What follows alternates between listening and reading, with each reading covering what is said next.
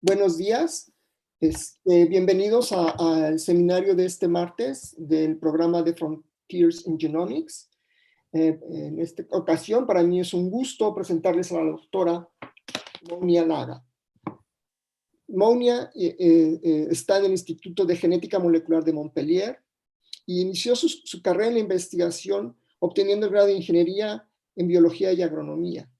Después realizó una maestría en Biología del Desarrollo en la Universidad de París y más tarde el doctorado en el Instituto Pasteur de París en el laboratorio de la doctora Margaret Buckingham. Ahí estuvo trabajando con la determinación del destino miogénico, en particular con el papel que juega el factor transcripcional PAX3. Del 2008 al 2009 realizó un postdoctorado también en el mismo laboratorio, continuando su trabajo con PAX3, pero también en esta ocasión con el gen FOXC2, que es otro factor transcripcional. Del 2010 al 2014 realizó un postdoctorado en el laboratorio del Dr. Mike Levine, que es uno de los gurús de la regulación de la expresión genética en Drosophila, en la Universidad de Berkeley.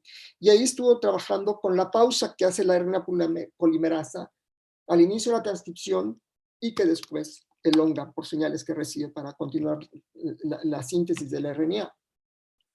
A pesar de que, como pueden ver, es una investigadora joven, tiene varios premios y reconocimientos. Por ejemplo, en 2014 recibió el Cloud Quality Award y el Prime of Excellence del CNRS.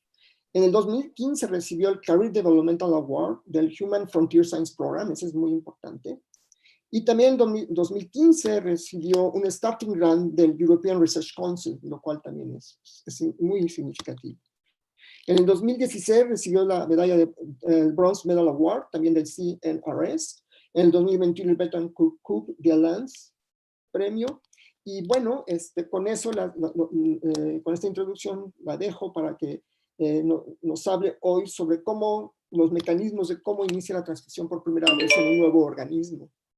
En este caso en Drosophila. Y bueno, solamente para recordarles que al final van a hacer las preguntas, pueden ustedes alzar la mano en el chat, alzar la mano en la pantalla o poner su pregunta en el chat. Well, Mounia, thank you very much to be here with us, and now we are ready to hear you. Okay, well, thanks a lot. I did not understand everything, but it's really nice to hear, another language, which really like canción, so I like it. Anyway, okay, so yeah, so I'm really kind of honored to participate to this seminar, even if I would have preferred, to be in Mexico with you guys instead of in front of my computer, but that's okay.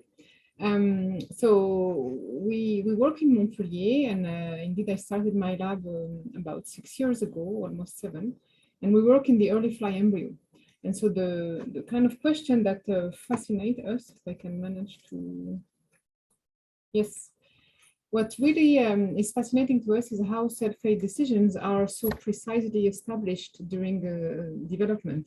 You have here, a movie in the fly embryo where you see this green, the frontier, the border between the green and the red is really reproducible from embryo to embryo. And when you think about it, this implies many steps prior to having this accurate cell fate decision. And so we use the early fly embryo because in a few hours, we have this shift between a pluripotent embryo, where all the cells, all nuclei are equivalent, to a patterned embryo. This is an embryo where you have domains, stripes, and bands, where gene expression is quite precisely regulated. Typically here in pink, you're going to have the future mesoderm, so the future muscle cells. And 1 hour later, even less than 1 hour, they undergo this massive reorganization where these pink cells, in less than 10 minutes, they're going to enter collectively in a very coordinated manner. They will enter into the embryo. So this is the first morphogenetic event, which is called the gastrulation. And so all of this happened rapidly. And again, cellular decisions are extremely precise. So I've shown you before a protein, and here this is at the level of mRNA. These are the mesodermal cells, and these are the non-mesodermal cells. And the precision is really at one cell level. And so when you think about it, this precision occurs in a very constrained environment. So first, at these stages, the embryo undergo various divisions. So you can see here, the embryo undergo various mitosis. They are synchronized, which is quite nice, but they are also rapid. Also, at this moment, we have a complete reshaping of the chromatin and the organization into loops, in domains, and for example, the emergence of this TAD, the topological associating domains. As in any animal cell, transcription is discontinuous, so it occurs with bursts of transcription. This, has the capacity to create a lot of variability, and yet gene expression is precise and reproducible. And the other particularity of the embryo at this stage is that it is a syncytium where the membrane, this is the cellular membrane here in green, it's partially invaginated, meaning that the nuclei, they are separated here, apically, but basally they are not separated from the neighbors, and so you can have diffusion. And again, all of this in a very short amount of time. So the question is, despite these constraints, what are the mechanisms that ensure precision in space and time in gene expression? And so in the lab, we tackled many aspects of this gene expression precision.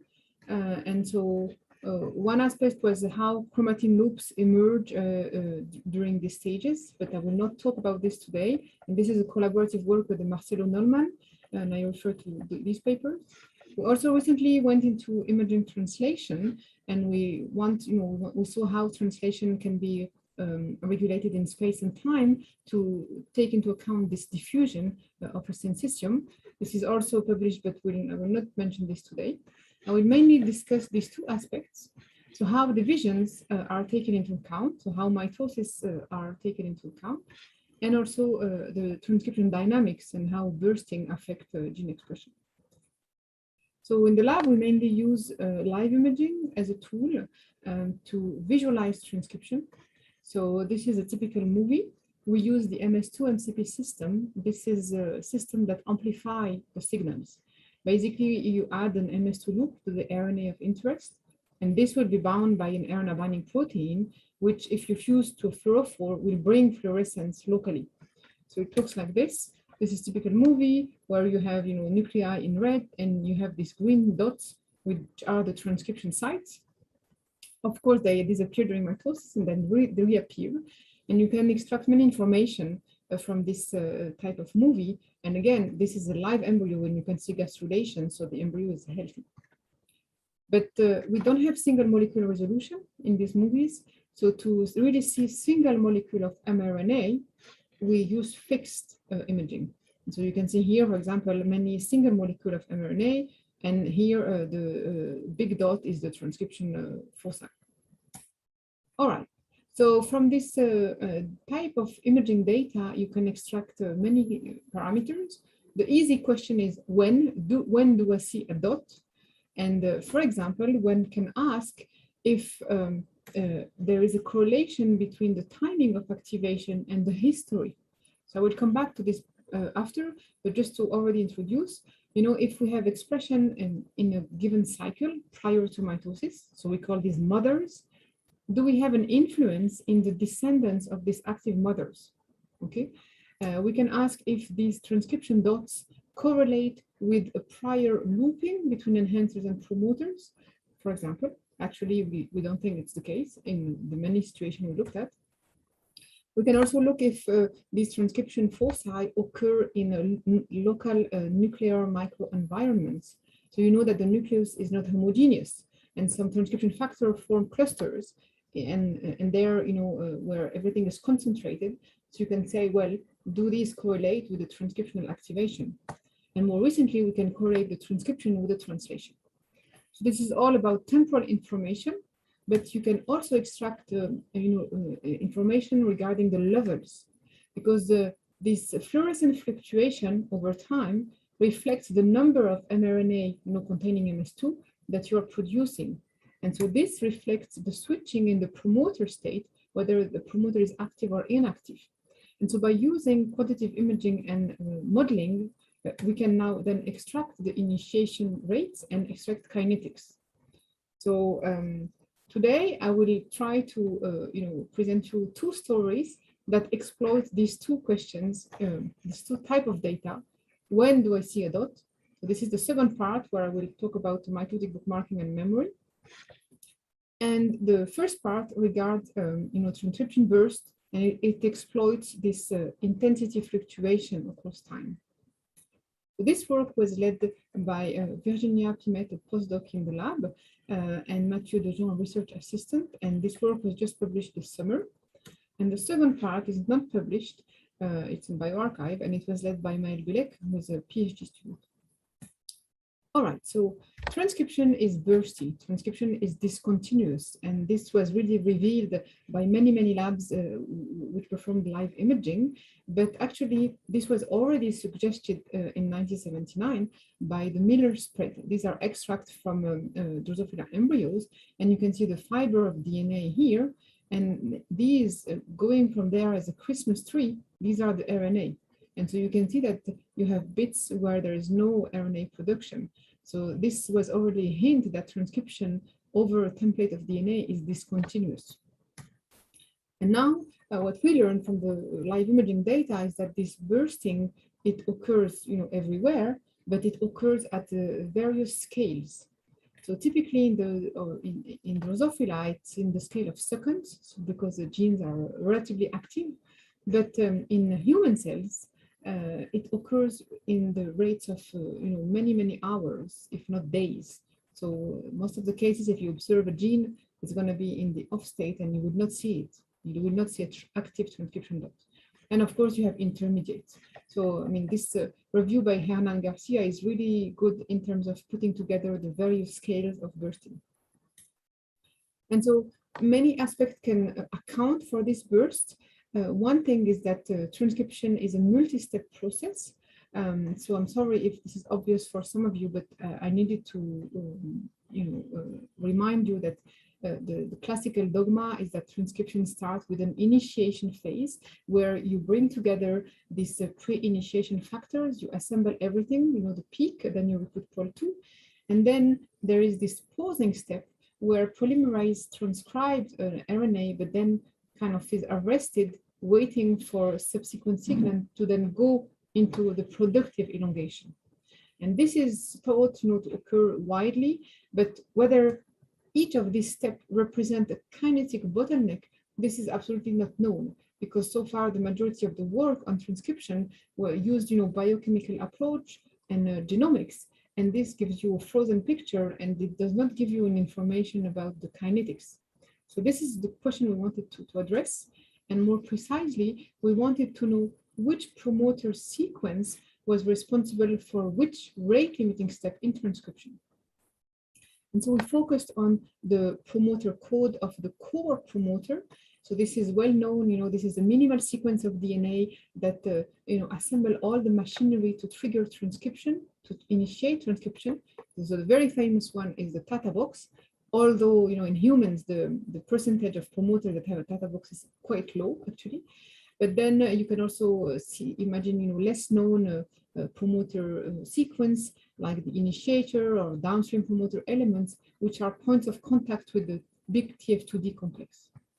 And so to begin with, we were interested by promoters because, during embryogenesis, it was shown that developmental genes, they tend to switch in the promoter code that they use.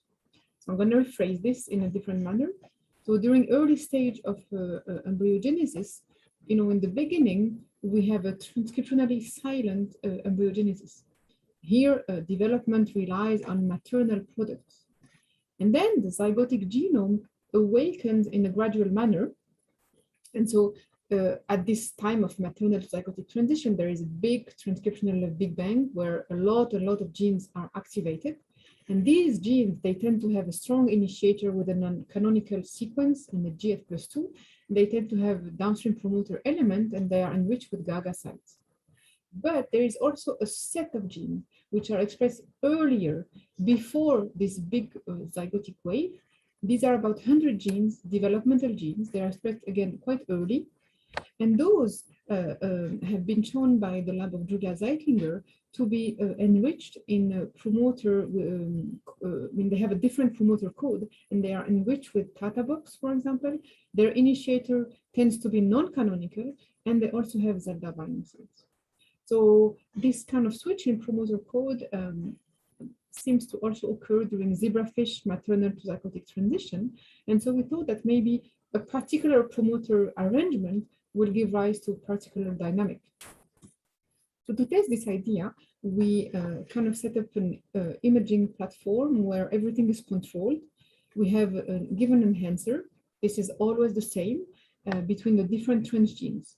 Yeah, I didn't tell you, but we are building transgenes in Drosophila, and then for each transgene we perform the live imaging. And so each time we have a transgene that we insert in the same chromosome chromatin landscape. This is a targeted insertion. These transgenes, they always have the same number of MS2, the same reporter, the same poly-A, etc. And the only difference between the different transgenes is the sequence of the minimal promoter. By minimal, I mean 100 base pair. So we typically take -50 to +50 from the transcription start site, and we use natural developmental genes. So typically the promoter from snail has a strong Tata box, another promoter have non-canonical Tata box and have strong INR, etc. So for each, Virginia and Mathieu and Carola in the lab, they performed live imaging with fast imaging, and you will understand why in a minute. So they do imaging every 4 seconds. And then, we perform image analysis to retrieve information from each nucleus. So in each nucleus, at each time point, you know the level of fluorescence, and so you know how much that nucleus is producing mRNA. And some activate fast and with high amount, and some activate much less, like Brinker. But you see, this is kind of nice, but very descriptive. Because at the end of the day, what we want is really to extract kinetics. And the problem we have is that these fluorescence that we see in one single nucleus is the convolution of the signal of one polymerase and the number of initiated polymerase, right? So here we don't see the event from one polymerase, but we see, the GFP, which is accumulated on many transcripts, which are the result of many polymerase passage through that gene. And so what we did is to team up with the lab of Edouard Bertrand and Ovidiu Radulescu, who is a mathematician. And he implemented a machine learning method that deconvolved this signal. And so the rationale behind is really to think that this signal is the convolution of a function of what is expected from one polymerase and the number of initiated polymerase. And so basically, he uses a genetic algorithm that searches all the possible positions of polymerase for each single nucleus, and then reconstitute the signal. So the raw signal is in black, and the reconstituted one is in red. So this reconstituted one by machine learning will replace polymerase for each single nucleus across time. So I think this is really, for us, it was a kind of a breakthrough, because I insist that at this stage, we don't have modeling, right? We are reconstituting the signal based on the experimental data. We do have assumption though, and I want to mention that.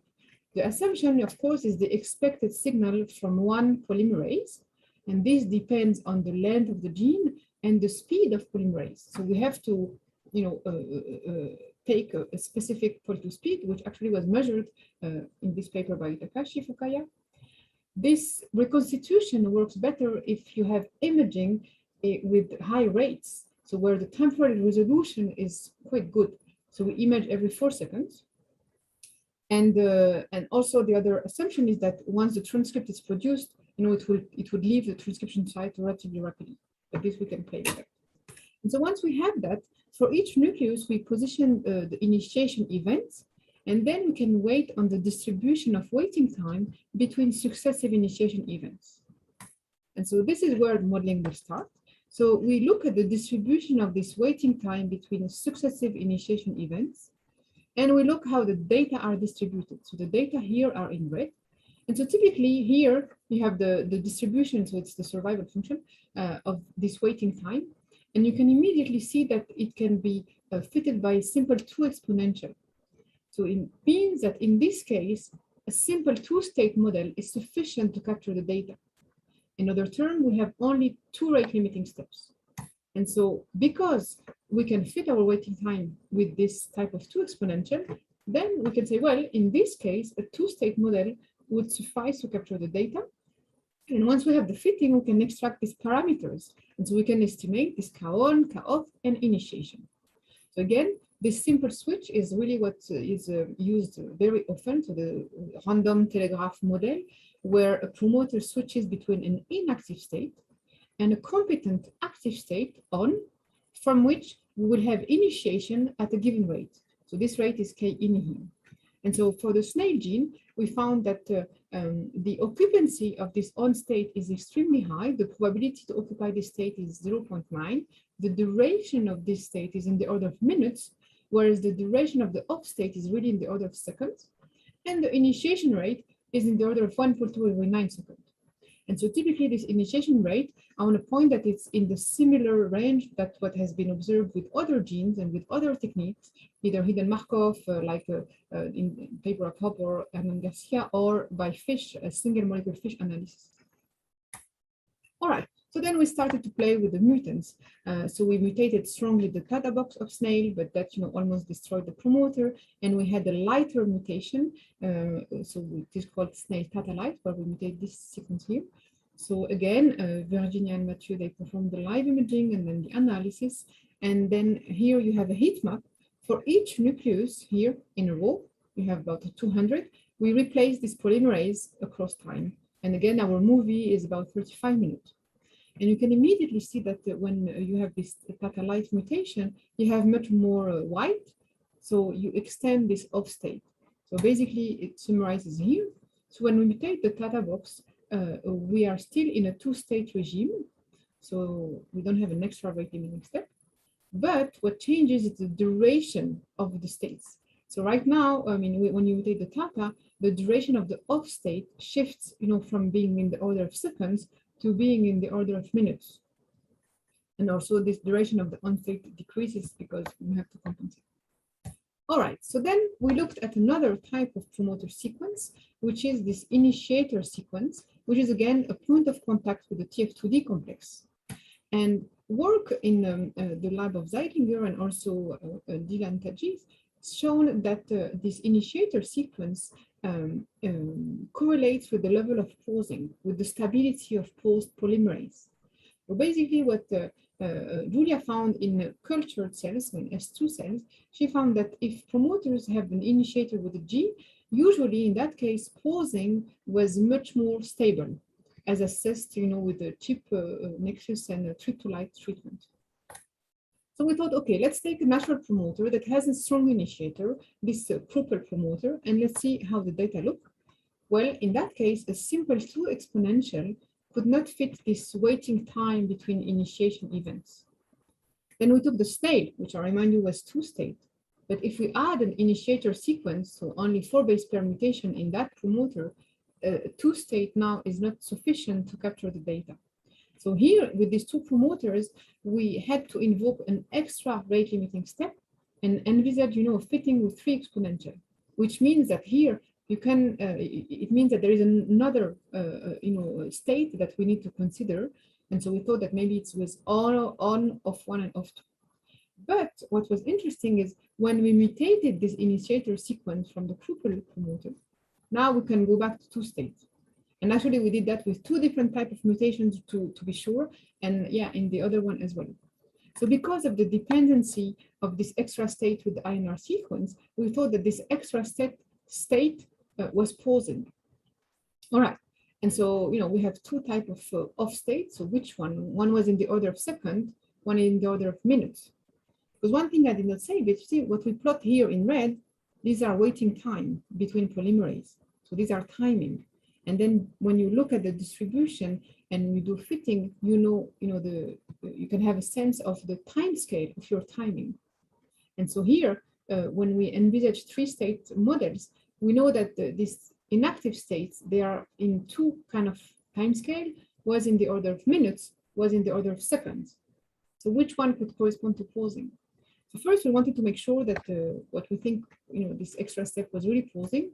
So in the lab, Virginia generated mutants, so with RNAi, so she depleted members of the NELF complex, and the NELF complex is responsible for this pausing.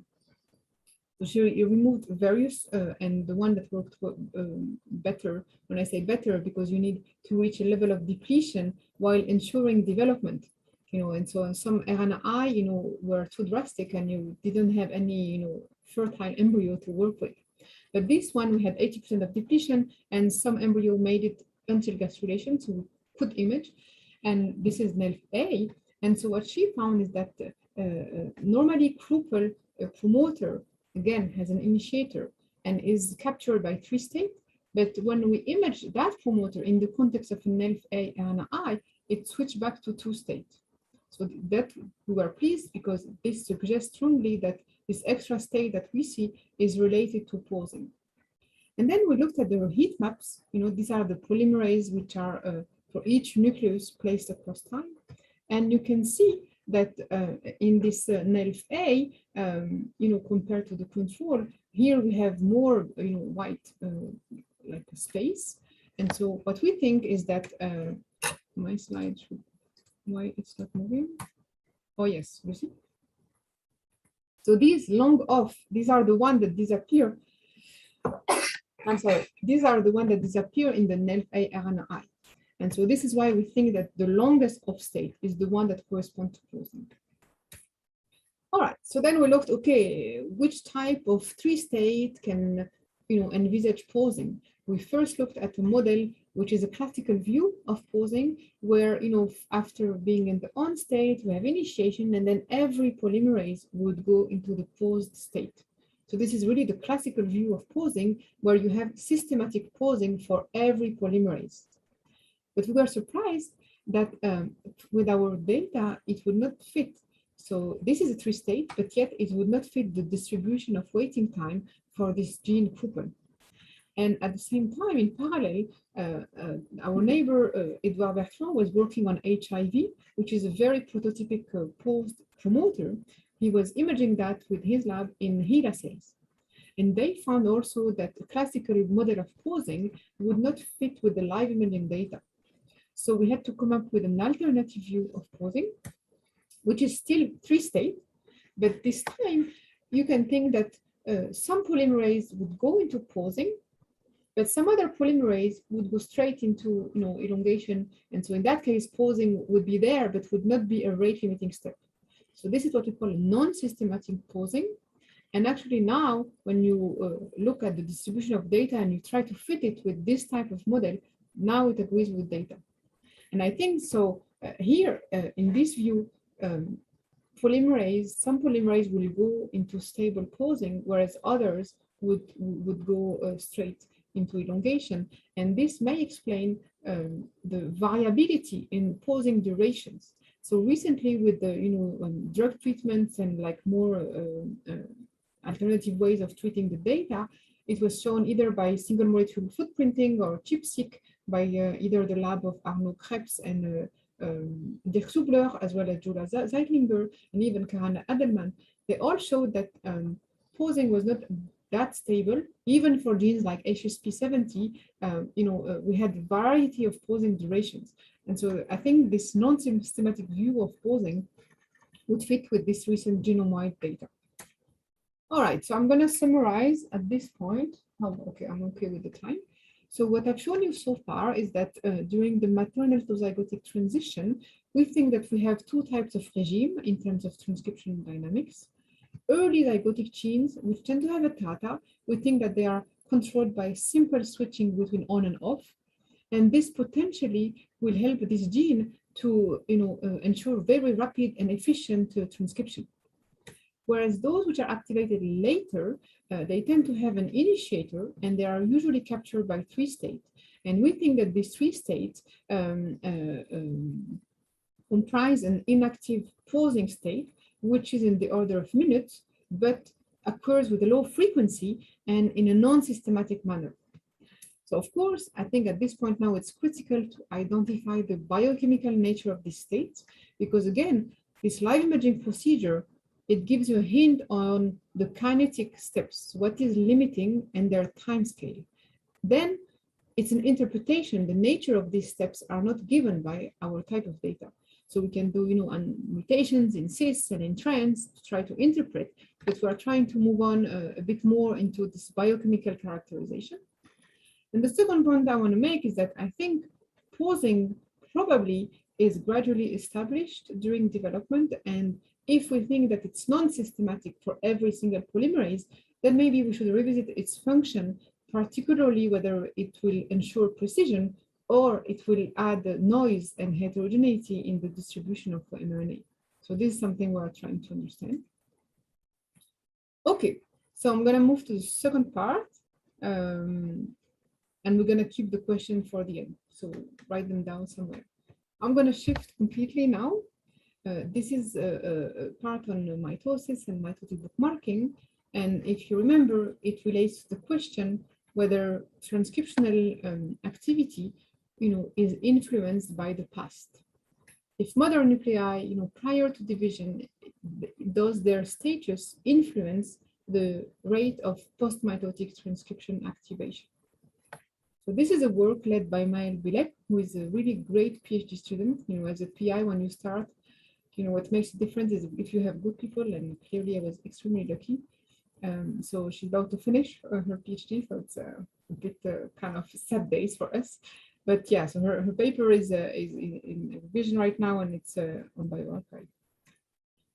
Okay, so this work started at the end of my postdoc when I was with my PhD, and we labeled transcription with a transgene.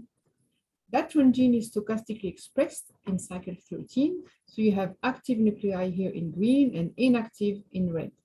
Okay, and so I'm going to play the movie. Okay, whenever they see a dot, these are the active one.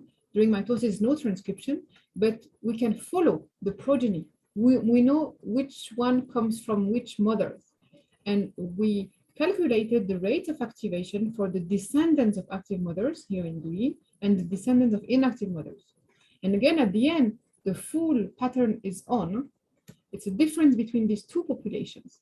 And what we found is that the nuclei coming from active mothers, they activate faster than those coming from inactive mothers.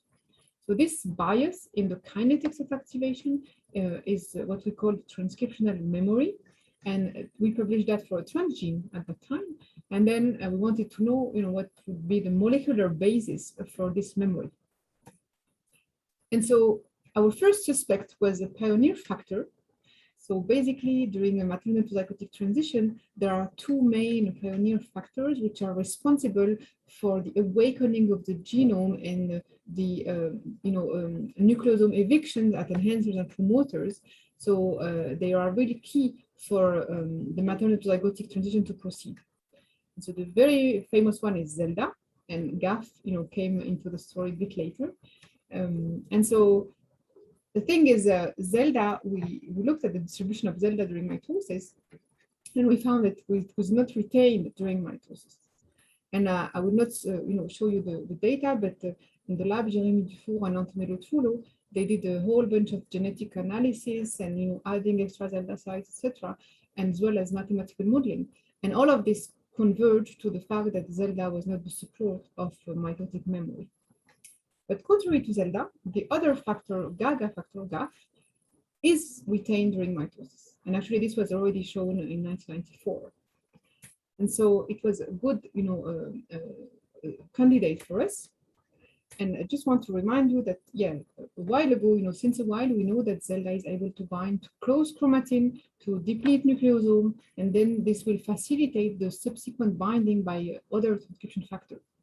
And more recently, the lab of Melissa Harrison has shown that the GAGA factor, GAF, can have similar functions. So it's not exactly the same as Zelda, but it can also, locally deplete nucleosome with the help of remodelers and, favor accessible chromatin during embryogenesis.